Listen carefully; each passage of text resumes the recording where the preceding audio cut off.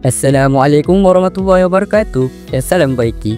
Hari ini kumpulan saya ingin mematangkan projek inovasi kami, iaitu Hydrospeed Pro.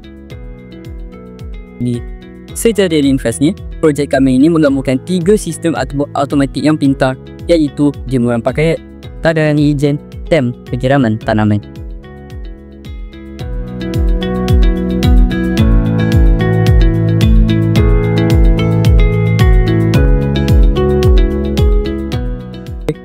Fungsi pertama, jemuran automatik. Okey, baik. Bila sensor kelembapan ini tidak mengesan apa-apa kelembapan, servo ataupun apa ini akan berada di luar.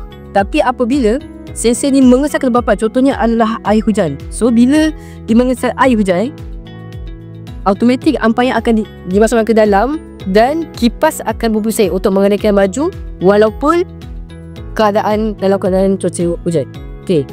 Dengan itu, pakaian akan tetap boleh kering walaupun hujan.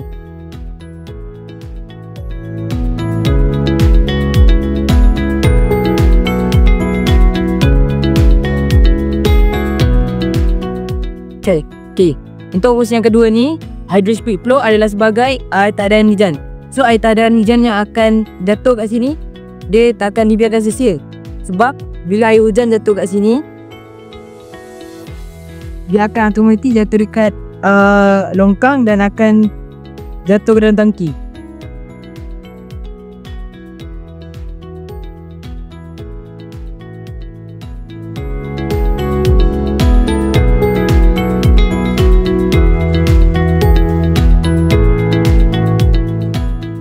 Okey, air sekali fungsi ketiga iaitu penyiraman tanaman.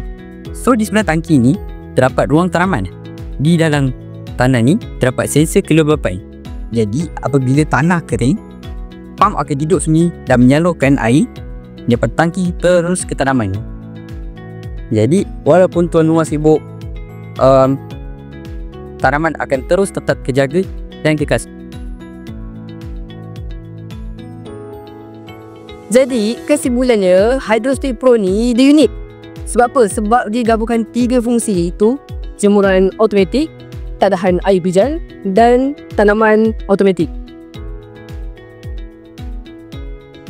Jadi semuanya akan berjalan secara automatik untuk memudahkan kerja hari kita tanpa melakukan apa-apa manual langkah.